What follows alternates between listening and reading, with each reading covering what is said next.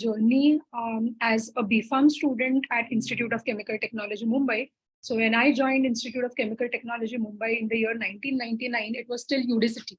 We were a department of the Mumbai University. And gradually, as I progressed through my master's and PhD there, we became a deemed university, which we are right now.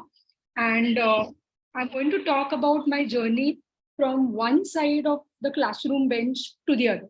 So it looks like only a few paces, but it has been a long journey otherwise.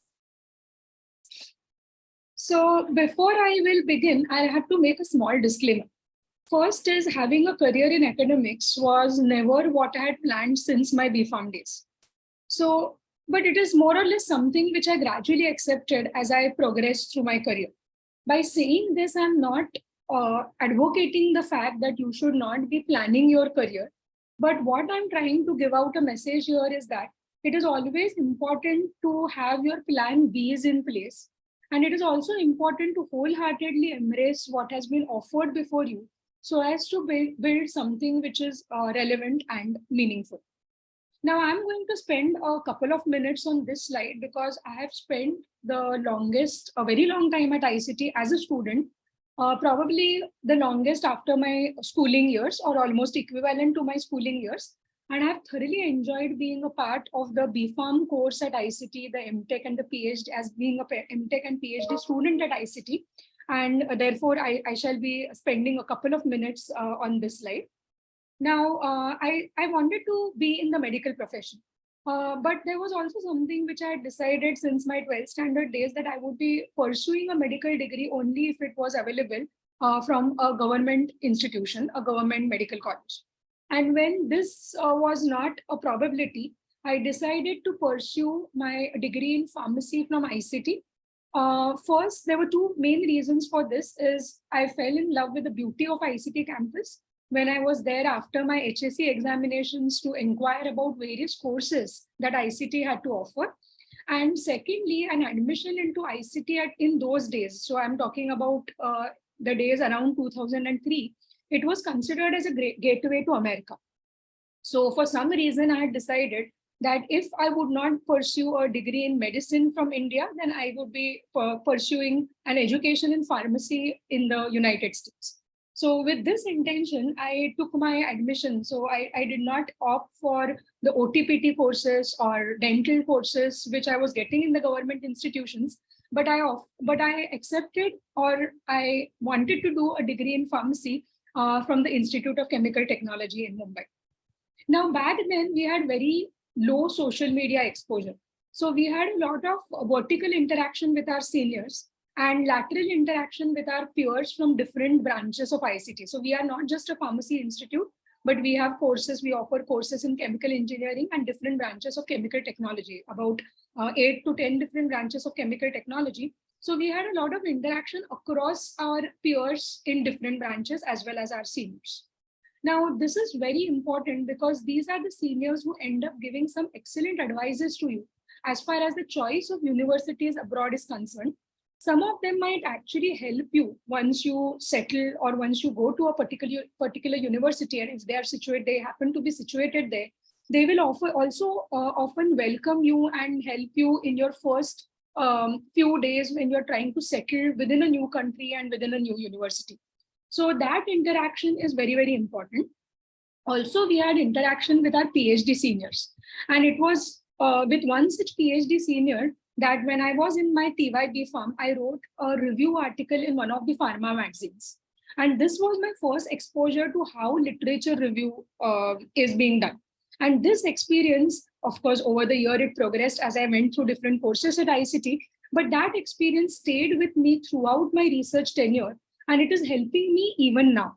So what I want to give you as a takeaway message is that it is very important to interact with your seniors, to interact with your batchmates across different branches that your college has to offer or your university has to offer, so as to gain significant information in what you may want to do. Now, so all through the 4 years of my BPharm, I was preparing myself to be in the United States to pursue a degree in pharmacy abroad. But then 9/11 happened. And it was, since my batch was on the cusp of this catastrophe, there were many visa rejections that happened during that time. And unfortunately, my visa was also rejected. So while I had prepared all the 4 years to be in America, I was suddenly left with no option, because at that time I was not ready with my plan B. But luckily, my professor, Professor Vandana Patravale, came to my rescue, and she offered me a position of research associate in her laboratory. There I started working on microemulsions, which was a very hot topic during those days with my seniors. And her lab culture was fantastic. She gave us complete freedom and loads of encouragement to think and execute whatever we wanted to do. And that made me realize that why had I not considered to pursue my higher education in India in the first place. So over the period of that 1 year, pursuing a degree in pharmacy, an MPharm in pharmacy in her lab, in Professor Patravale's lab, became my plan A, or in any other degree in her lab became my plan B, because we also had MTech degrees at ICT. And going abroad only became my plan C. So I still had sent out a few applications in the subsequent year also, but that was only the case if I could not get an admission or could not pursue my degree with Vandana Madam. So this is what I'm going to talk about right now. So with this, I gave different entrance examinations, and I accepted to pursue my career in MTech in bioprocess technology with Vandana Madam's lab. Now, bioprocess technology was a very new field to me at that time, being from a pharma background. But at that time, we had an equivalent mix of chemical engineers and pharmacy graduates in that course. So whatever difficulties we had during the coursework, particularly pertaining to the subjects in chemical engineering, we got them solved through interaction with our peers, with my classmates, and sometimes also through chalk and board teaching. And we did the same thing for them as far as our biology related courses were concerned. Now, another thing during that time was that we had to do an industry internship. So I was interested in doing an industry internship in a biotech industry. But our course coordinator at that time, and later on the registrar of our institute, Professor Smita Lede, she advised me to do an internship with Dr. Apte, whose laboratory was situated at Mumbai, the Mumbai hospital. Now, he had pursued his postdoctorate with Dr. Watson from the Watson Crick duo. So that was my first exposure to molecular biology. And I had an amazing experience in working on assessing the urinary samples, the clinical samples in his laboratory, and how actual analysis of these samples had implications as far as medical research was concerned. And this also enhanced my inquisitiveness in the field of molecular biology. And I pursued my postdoctorate then in molecular biology also. Now, during that time, after I finished my master's, I decided to do a PhD with Vandana Madam's laboratory also. Now, at that time, for bioprocess technology students, the exam pattern was quite different. We had to come up with a new project. We had to propose a new project as to what we would work on. Luckily, in Madam's lab, as a RA, I had got exposure in working with my seniors on writing different proposals to granting agencies. And that helped me a lot to clear my entrance examination with flying colors. And I was back in her lab once again, now as a doctoral student. Now, during my doctoral tenure, apart from the regular academic work, doing my research, etc., I participated in an entrepreneurship competition, which was a first of its kind, that was organized by DBT in association with a similar organization in the UK.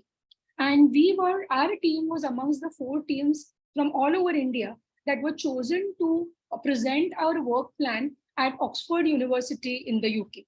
And this gave us an exposure as to how one should plan their research so that it could be directly useful to general masses. And it also taught us how to look after the economic aspects of conducting a research. So that was, both of these factors became very, very important when I started my own research lab back in India. That is how to plan the project economics and how to write research proposals so that you can build facilities or state-of-art facilities for conducting your own research or building your own research laboratory.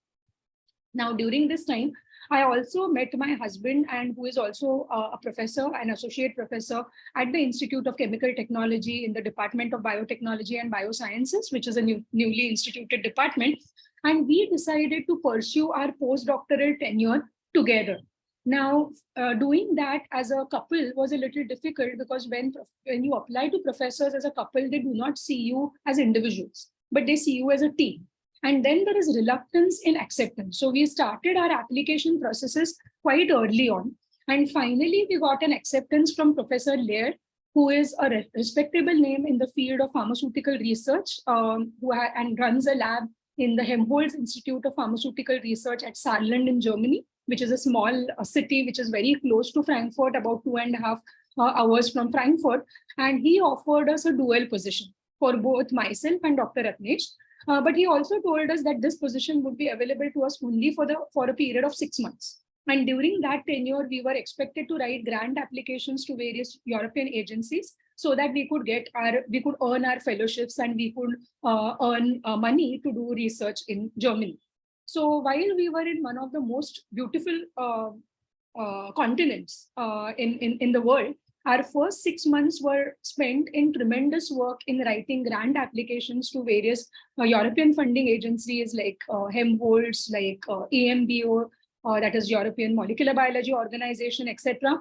But luckily, we had exposure to this activity to quite a bit of extent in Professor Vandana Madam's laboratory, due to which we could easily write proposals. And finally, both of us managed to secure individual fellowships for us.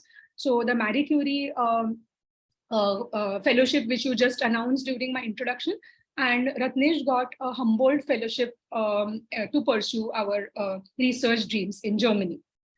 Now, Professor Laird's group was a very diverse group. He had researchers from all over the country and all over the world. And that exposed us to research as well as cultural aspects of different countries around the world. So we could also, during the span of those 2 years, we could also tour around different countries in the Europe to get experience about research cultures in different parts of the world. And that helped us to revitalize ourselves. So within a small duration of 2 years, we were able to have 5 publications, 2 books and an entire book, 2 book chapters and an entire book, which was again an invitation that was extended through Vandana Madam to us. So it was kind of a gift to us. So my takeaway message to all the young students attending my talk today is that it is very important to balance your work life and your free time so that you're able to contribute the maximum to whatever you're trying to pursue. Now, a position back at ICT after this was certain. I mean, both of us wanted to move back to India eventually, but we did not expect that a position would be available so soon, and that too back in our own alma mater. And I was not really that sure whether I wanted to pursue a career in academic research.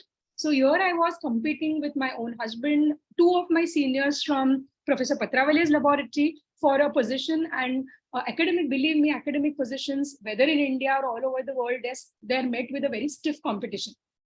But luckily, because I had previous exposure to molecular biology, and because this chair position on which I came back to ICT was started with an intention of introducing the area of biotechnology to the pharma department, I could manage to get that position, that academic position back at ICT. And both of us thus returned back to ICT as now this time on the other side of the bench, as I would call it.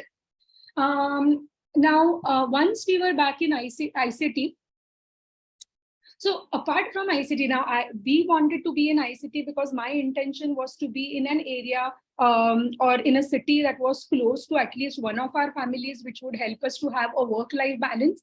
But there are many academic opportunities in India. Apart from ICT, there are the ICAR labs, that is Indian Council of Agricultural Research Laboratories. There are Council of Scientific and Industrial Research Laboratories, that is the CSIR labs. There is Indian Council of Medical Research Laboratories, that is ICMR labs, DRDO labs, that is Defense Research and Development Organizations, DBT institutions, and DST institutions. Now, all these labs, they perform research within specific mandates. For example, I'll give you an example of NIRRCH rather now, that is National Institute of Research in Reproductive and Child Health, which is an ICMR laboratory that is situated in Mumbai. And they have a mandate of conducting research only in the area of reproductive research. So all these labs, they will have specific mandate areas, and you should be prepared to work in those areas if you want to build an academic career there. Now, there are central and state universities which have a very strong teaching component.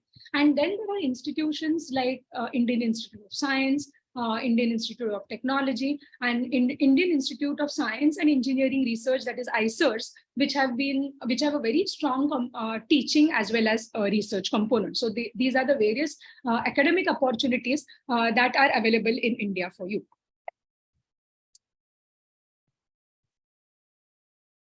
Now, what is important when you want to start your own research laboratories? First and foremost is when you are applying to various institutes for a position, it is important to make a good CV.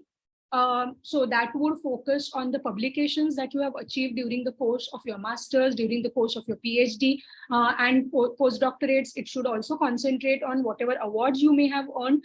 And you should also, during the period of your master's, your PhD, that is during your educational years, it is also very important to have a very strong academic network, so that people tell you if there are any positions available at their own institutions, either in India or abroad. If you have a strong academic network, they are also ready to recommend you. They are also ready to inform you about any positions that are available. The next is planning a particular research area. Now, research can be conducted either in fundamental sciences, or it could be done in applied research, that is in industrial research, or there are some fundamental researches that could bring about disruption in industrial practices. For example, I'll give you a classic example of the mRNA vaccines, which have now come into the market, particularly for COVID. Again, the choice of the institution or region is very, very important, because you are going to spend a very long part of your career as well as your life in a particular area. So it is very important to spend some time in thinking on where you want to be and then make your applications accordingly.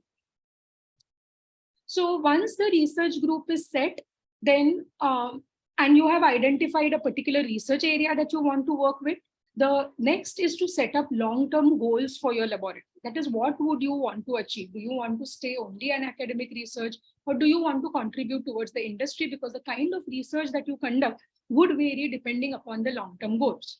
So there are many ideas which you may start working with, but which may not immediately progress into industry. There are some ideas which have a very strong industrial potential, and they may take some time to mature, to conduct validations for your technology, to conduct multiple validations for your work, so that one day it could be transferred into an industry. Now, you could either convert into an idea into a startup technology, or you could transfer and license it out to some industry which is already established and existing in that area. So there are various options. So your laboratory basically has to be, or the facilities which you set up in your laboratory have to set up a platform for being able to bring about innovations. Now, what are the different type of innovations that are possible? One is incremental. That is when the area is already existing, but you are bringing about some small continuous improvements, which also has its own value, particularly in the area of pharmaceutical research. Say, for example, you are enhancing the solubility or bioavailability through new drug delivery systems or novel drug delivery systems, etc. So that is a kind of incremental technology that you are working upon. Then there are radical technologies which bring about transformations in industries and create a new market. For example, the mRNA vaccines. Then sustainable technologies that bring about significant improvement in a product so as to be able to sustain in a market position for a very long time. For example, replacing harmful chemicals by green chemicals in the processes which are already existing in the industry. So that becomes a kind of sustainable technology, because the industry will be able to base upon that particular technology for a prolonged period of time. And at the same time, you are adding value to it as far as the environmental safety is concerned, as far as human safety is concerned. And then there are disruptive technologies that disrupt the existing market. So here I would talk about the organ-on-chip technology. So now the organ-on-chip technology is slowly replacing the animal research, especially with the new mandate of FDA, which was passed earlier in this year. They slowly want to eliminate animal-based research from drug development process to the maximum possible extent that is possible. And that requires development of alternative models which can be used for testing the efficacy as well as toxicity aspects of different chemicals, different molecules, different drugs, and different drug delivery systems. So that is a kind of disruptive technology because it is going to replace the existing research area to a very large extent. So this is what our laboratory is working on, development of alternative 3D cell culture models, particularly as alternative to animal models for preclinical research, that is testing the efficacy and toxicity of newer drugs, newer chemicals, new drug delivery systems, etc. So what is the relevance of developing such models over the period of last decade or a decade and a half? People have started slowly moving away from animal models, particularly due to the ethical concerns, the high costs which are involved, the high expertise which is involved, etc. And then the animal models were partially replaced by ex vivo models based on animal tissues or human tissues. Then came the age of 2D cell culture. However, the 2D cell culture had its own issues. That is, the cells were cultivated in a 2D format on flat plastic surfaces. So when you tested your drugs or delivery systems, there was a sudden exposure of all the drugs which were growing in a 2D line, in a 2D format on those plastic surfaces. And that never really happens within the body. You always have organs and organ systems which have multiple stacked layers of different types of cells. So it is always a 3D environment that exists within the bodies. That is why the drug delivery systems which showed efficacy or lack of toxicity in 2D models, they were not able to replicate or have the same areas in clinical research. And which is when the scientists felt the need to establish 3D models so that they could develop or have physiologically relevant test systems which could serve. And because the cells were being taken directly from humans or directly from mammalian tissues, it served as excellent alternative to animal models. So alternative to animal models, so 3D cell culture can be in different formats again. It could be in the form of matrix-based systems, which consist of macroporous scaffolds that are made up of biopolymers or biocompatible polymers, which are used to embed at the cells. Here the cells grow throughout the cross-section of a particular macroporous system that you're developing. That is, they proliferate throughout the macroporous system. However, again, the responses of the cells in these matrix-based 3D culture systems, they will depend upon what polymer you're choosing to build that 3D matrix. So another important culture which could avoid this matrix effect was spheroid culture. This is based on self-aggregation capacity of the cells. And there are again different ways in which these 3D spheroid cultures can be cultivated, such as hanging drop technique, or with the use of ultra low attachment plates, or with the help of spinner flasks, with the help of microfluidic devices, etc. And if these spheroids, but a crux is that they are not relying. Some of these techniques rely on a matrix, but there are many other techniques like use of ultra low attachment plates or hanging drop culture, etc., which do not rely on any matrix at all. It is just based on the self-aggregation capacity of the cells under the influence of surface tension and under the influence of the gravity. And when these cells are being isolated from different organ systems, they may also be called as organoid cultures. If you are taking cells from tumors, they may also be called as tumoroid systems. And now research has progressed from 3D to even 4D. That is, scientists are relying on the capacity of these cells to respond to external cues. Say, for example, like light activation, or respond to not just the biochemicals that the cells secrete, but something which you are exposing them to them externally. Or these 3D culture systems are being developed with different types of cells, which are also referred to as co-culture models. So that helps to replicate or represent the barrier properties of different organs that are present within the body. So research has progressed a lot in those areas as well. And of course, now there is bioprinting, which is to achieve a better spatio-temporal orientation or a layering of the cells, as I would call it. And this is also building up very fast over the years. Now, the major focus of my research laboratory is in the area of pharmaceutical biotechnology, particularly in engineering organs for preclinical and biomedical research. And there are three organ systems that we are relying on. First is retina, where we have developed a retina on a chip system, which is a microfluidic device-based system. Then the retinal endothelium spheroid culture we have developed as a model for diabetic retinopathy. We also have three different models of skin, which are based on freeze-dried scaffolds. That is the 3D matrix-based system that I talked to you about in this slide.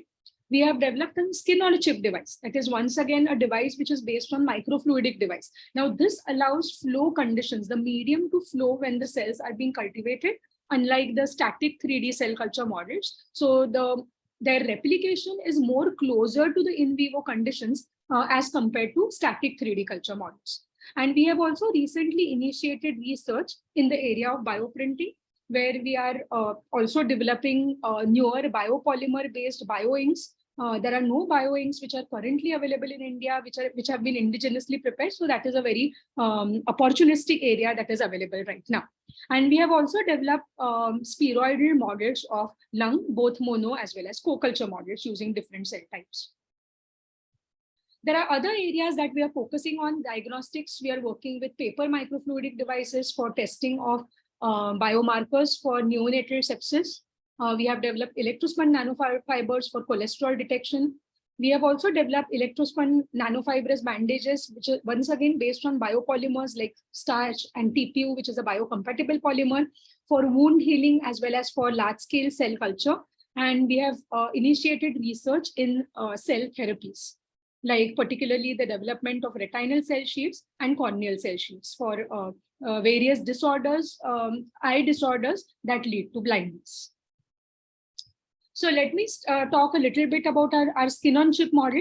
So we are developing this skin in a microfluidic device. So this device is similar to your microscope slide. The dimensions are going to be quite similar to your microscope slide, but it would have small microchannels. Microchannels is small channels that have diameter and width in the range of a few microns to sometimes maybe a few millimeters. So that allows, when you're cultivating your tissue in such a device, it allows for medium to be flowed either under the influence of gravity or with the help of pumps. So that situation is very similar to the blood flow condition that exists within the body. And the model would be more physiologically relevant as compared to 3D static culture. There are also other advantages, such as such models are amenable to high throughput screening, that is simultaneous analysis of multiple drugs and delivery systems.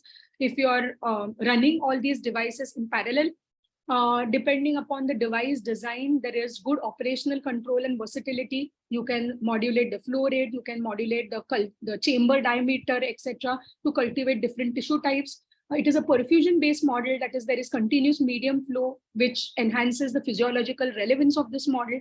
And the technology is amenable to commercial manufacture, so it is an easily translatable technology.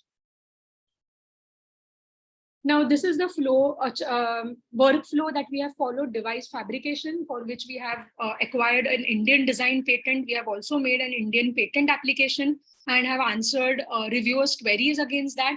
We have achieved co-culture of two different types of cells, that is fibroblasts, skin fibroblasts and skin keratinocytes, again primary culture.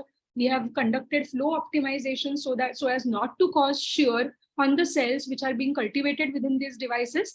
And we have conducted characterization, preliminary characterization studies with the 3D skin co-culture that we have developed within this device.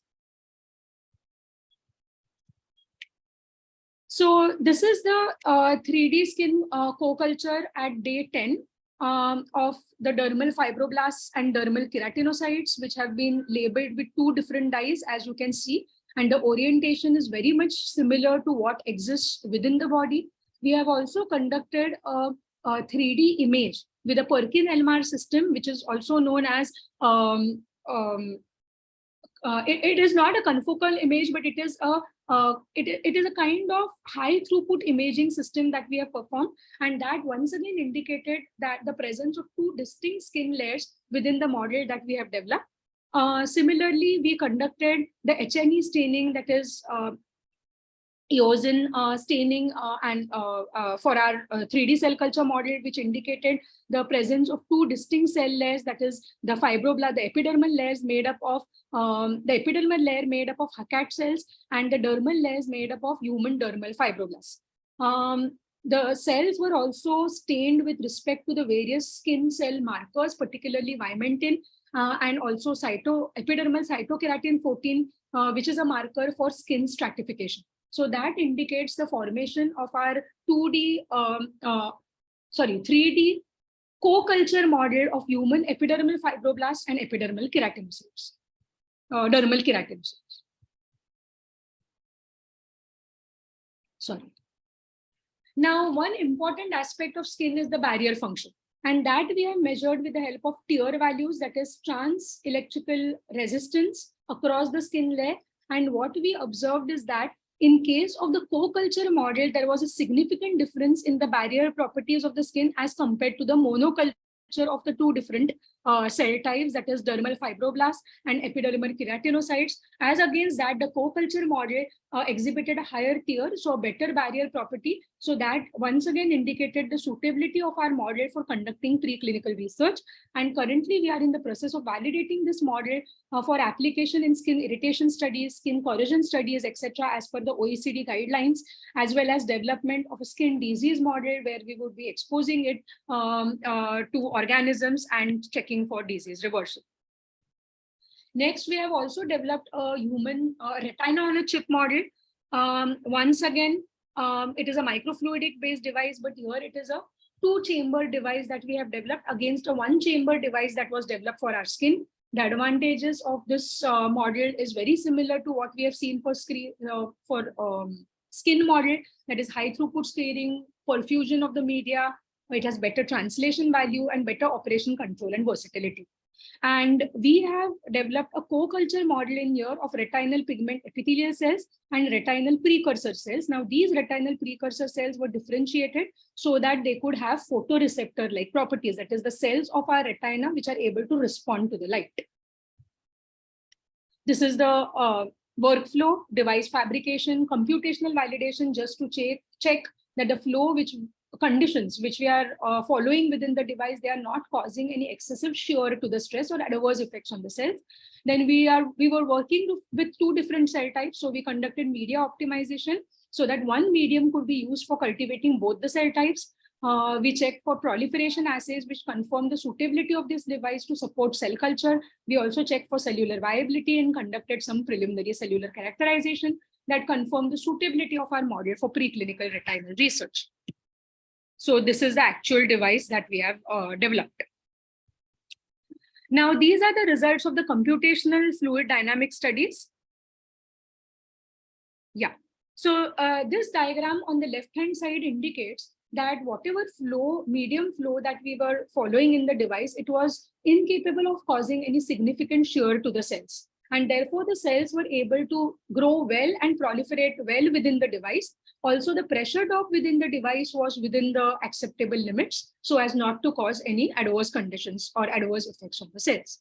Now, we were growing a co-culture of two different cell types, that is the retinal pigment epithelial cells, that is BPE1, and R28, which is retinal precursor cells, which were differentiated to have photoreceptor type properties. So we optimized the media for both these, and a ratio of 1:1 of the medium was found to be suitable for supporting the growth and proliferation of the co-culture, and it resulted in a very high cell viability in case of both the cell types of very close to 100%, as you can see in this calcine stain diagram here.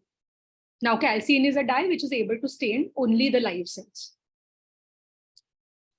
We also conducted marker expression studies for the retinal precursor cells and retinal epithelial cells. So the retinal epithelial cells express a protein known as RPE65, which is necessary for maintenance of normal vision within the eye, whereas the retinal precursor cells, they express proteins known as PAC6 and recovering, which are also representative of when the retina develops in embryo how that is during the development of the CNS, how the retina develops would be dependent on the expression of these two proteins, and it is also required for the maintenance of vision properties of the eye. So the retinal precursor cells express PAX6 as well as recoverin, as you can see by this green fluorescence out here. Later, we checked whether the system was any stress because we were cultivating it within a microfluidic device. And what we observed is that the concentration of TNF alpha in the static system was quite higher. Now, this was the TNF alpha secretion, that is, TNF alpha is an inflammatory marker. So we added LPS, that is lipopolysaccharide, to our cell culture to stimulate the production of TNF alpha. And what we found is that in case of our co-culture, the TNS alpha which was secreted was quite lower as compared to that of the monocultures, which indicated that the cells were not in any kind of a stress. So that is what we are able to observe here, both in static culture as well as in the perfusion-based culture. So as you can see, these are the monocultures which are stimulated with LPS, which have a high concentration of TNF alpha, whereas this is the co-culture which has within the perfusion system that has been stimulated with LPS, and here the level of TNF alpha that is secreted by the co-culture is much lower than either of the monocultures that are shown here. Later, we also checked the expression of R28, that is precursor cells, whether they were able to perform photoreceptor type properties. So we checked for a expression of protein known as rhodopsin, which is secreted only by the photoreceptor cells and helps to maintain the vision cycle of the eye. And as you can clearly see here, this is DAPI, which is utilized for the staining of nucleus. And this is the dye which is used for staining of rhodopsin. And you can observe the green fluorescence, which indicated that the cells were also functionally performing well within the microfluidic devices. Now, in cases of retinal conditions like age-related macular degeneration, which gradually leads to blindness, the photoreceptor cells of the eye, they are exposed to light of unwanted wavelengths, and that results in the death of the cells. So this is what we studied. We expose the cells within the microfluidic device to light of wavelength 405 nanometers, and we check for the live dead cell viability assay. So as compared to the control, the number of live cells significantly reduces when you are exposing the cells to light of wavelength of 405 nanometers. And to identify the reason of the cell death, we also saw the expression of any inflammatory markers in the medium, once again TNF alpha. So as you can see, as compared to the control, the expression of TNF alpha in case of lice exposed cells was significantly higher, and this was also accompanied by decrease in intensity of rhodopsin, which is responsible for maintenance of the vision cycle. So that indicated that our model was suitable for testing newer drugs and delivery systems, again, different conditions such as age-related macular degeneration, which gradually leads to blindness. And again, once again, this article we have published in Biotechnology Progress earlier this year. We also checked for glucose consumption. So as compared to the inlet, the outlet concentration of glucose was lower. So this indicated that the cells were utilizing glucose for their growth and proliferation. We checked for barrier property by using an FITC dextran, which is a fluorescently labeled molecule. Again, as compared to the monoculture, the barrier property of the co-culture was higher, as it should be in case of in vivo system. And we also checked for concentration of TNF alpha, which is an inflammatory marker. So what we found is that in case of the co-culture, when it was stimulated with LPS, as you can see from the black graph here, in case of co-culture, the concentration of TNF alpha was better. So that meant that the epithelial cells were supporting the growth and proliferation as well as the behavior of retinal precursor cells. Just a moment, my battery is running out. I'm very sorry for this. Just give me a second.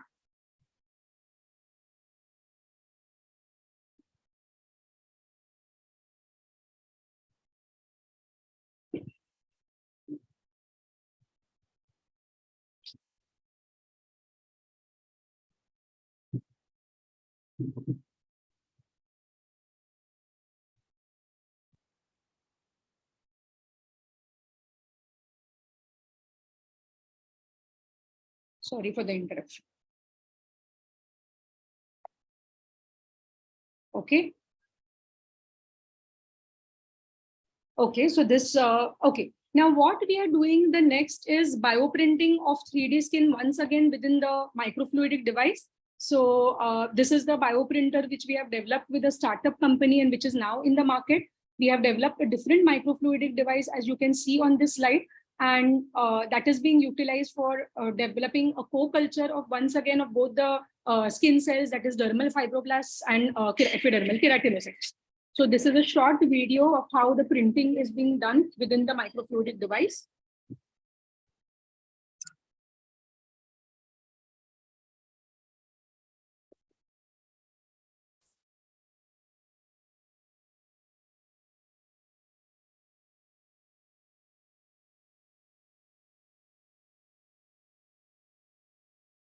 We are also developing different types of bioinks using different polymeric materials.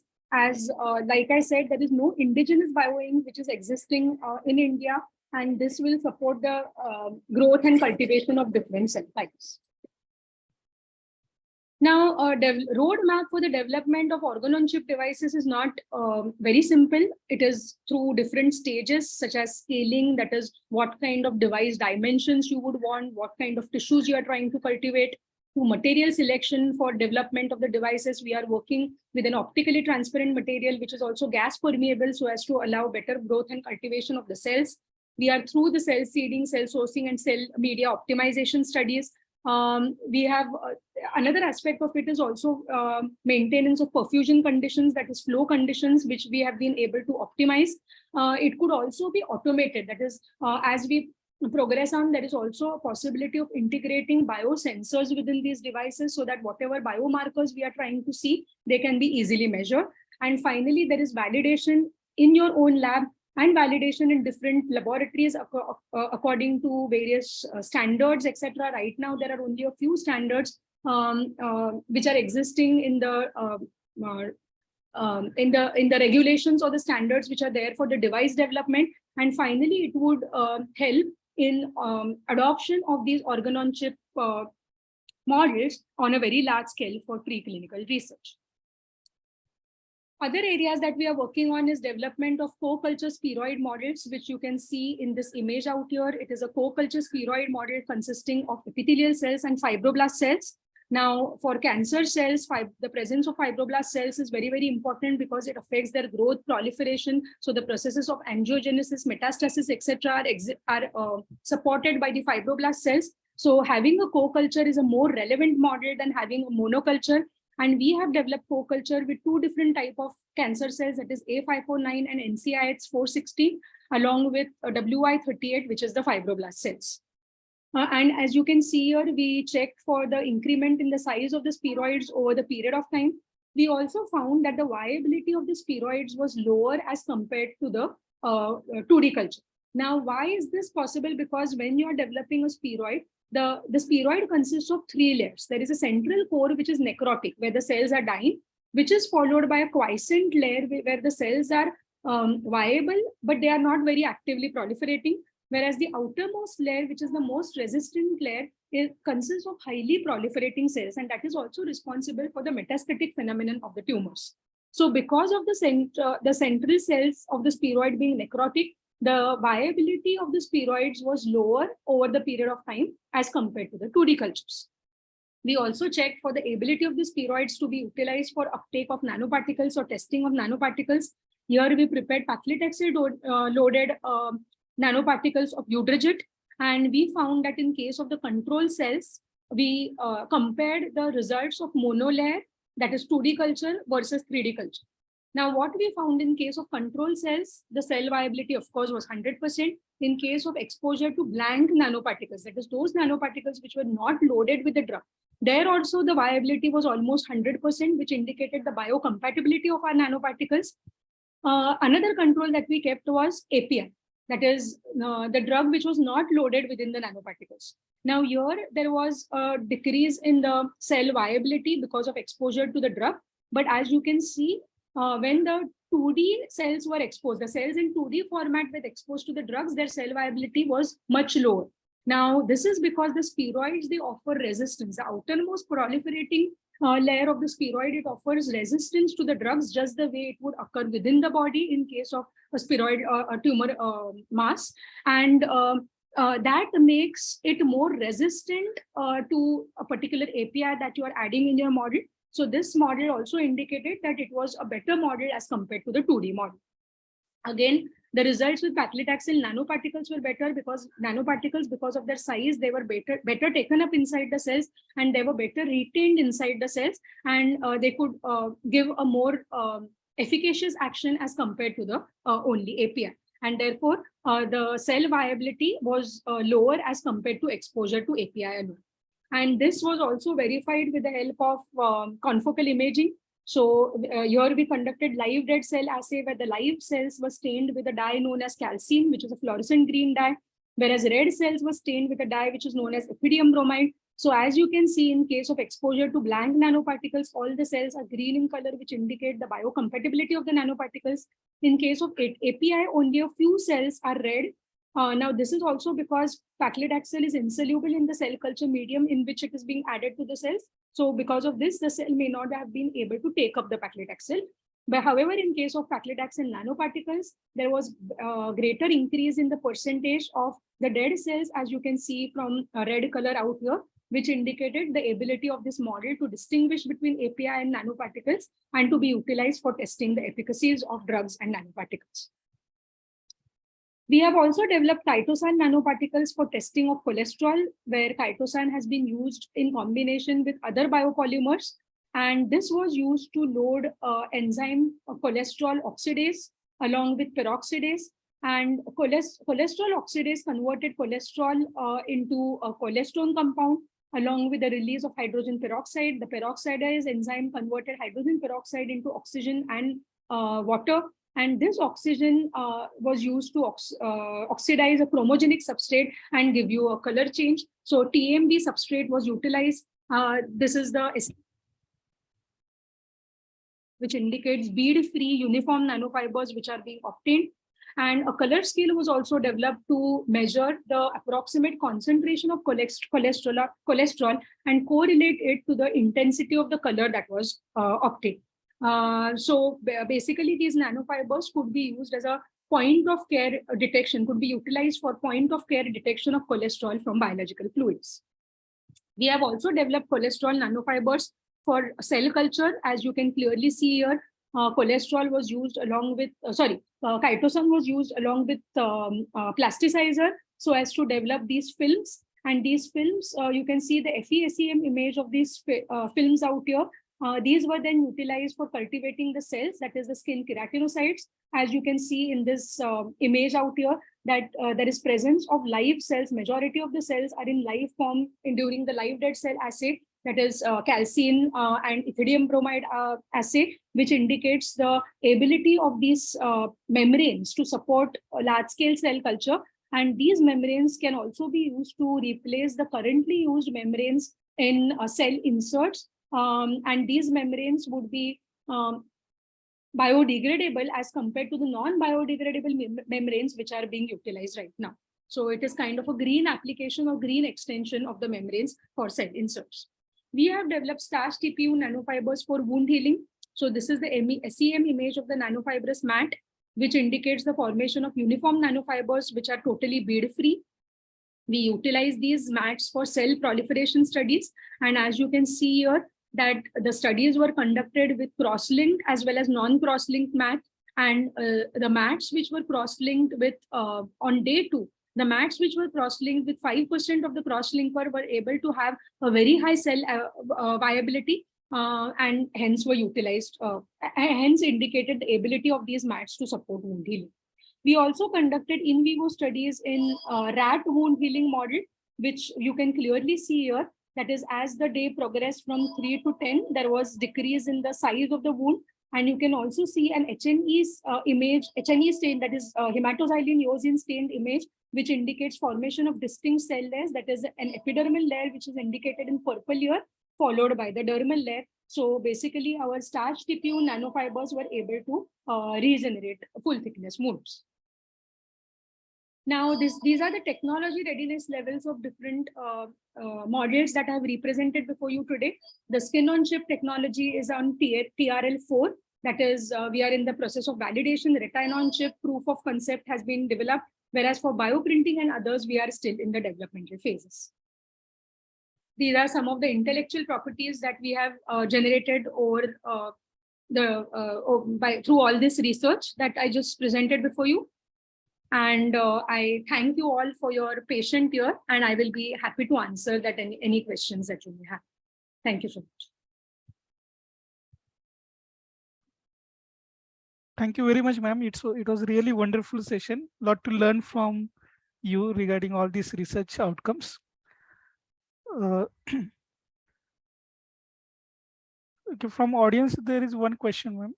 Yeah, sure. How you develop co-culture model for anti-cancer activity, and where we get exact literature and scope for actual work? I mean, platform for theoretical aspects also. So there are a lot of reviews which are there in different 3D cell culture models which are developed, whether you may want to work now particularly for cancer research, you may want to work with a tumoroid model or a spheroidal model. So there is a lot of literature which is available in development of both monoculture as well as co-culture spheroids. Now, what type of cells that you choose would depend upon your end application. Now, suppose if I'm working with lung cancer, like I said, in the development of lung cancer, the presence of fibroblasts along with the cancer cells is very, very important as far as the behavior of cancer cells is concerned. So that is why we chose to develop a co-culture model of cancer cells along with fibroblasts. However, in case of our skin model, we chose to develop with a co-culture of the two layers, the cells which were present in two layers of the skin. Or in case of our retinal co-culture model, we chose to work with the two different layers of retina which are responsible for maintenance of vision and which are required for the maintenance, which are required for the development of the retina in general. So we chose to work with epithelial cells as well as the precursor cells. So it would all depend on what kind of tests that you want to conduct with your preclinical model, and that will govern the type of the model as well as the choice of your cells. Another question is, ma'am, from the student side, if the students or faculties are interested to work in this field, is there any scope to get training from your lab? Yeah, so every 2 years, we have programs, that is training programs that we conduct in two verticals of our lab. So one vertical of our lab is 3D cell culture, and another vertical of our lab is biosimilars. So we have been since 2014 now, we have been conducting annual training programs in both these fields. And these are open to young researchers from all over India.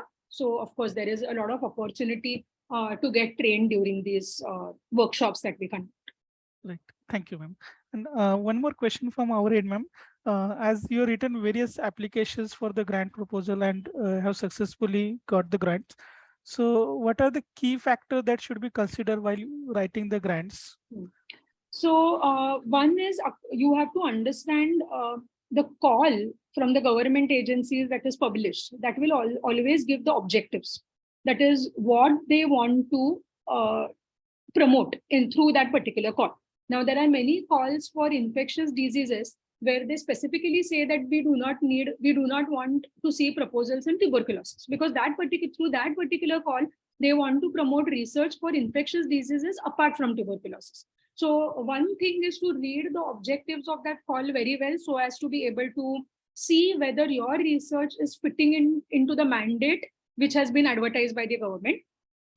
Second thing is, if necessary, you need to have collaborating teams. So it is not possible that one person is able to do all. I mean, all this research, I have also collaborated with multiple people, which has made this possible. It is not possible for one person to do everything that exists under the sun. So for that, you need to identify right collaborators, and collaborators should be such that they should be complementary. They should be working in a complementary area, so that both of you are not ending up doing the same thing, because that once again will not be acceptable to anybody. Third is planning your work objectives very well. That is, what do you want to achieve? And your work plan should be able to satisfy those work objectives or achieve those work objectives. It always helps if you have some preliminary research to show in the area, because that kind of validates your expertise. But when you are a beginner researcher, it is not necessary always to, because it is not possible to have preliminary research. In that case, they will see your publications from your doctoral tenure or your postdoctoral tenure.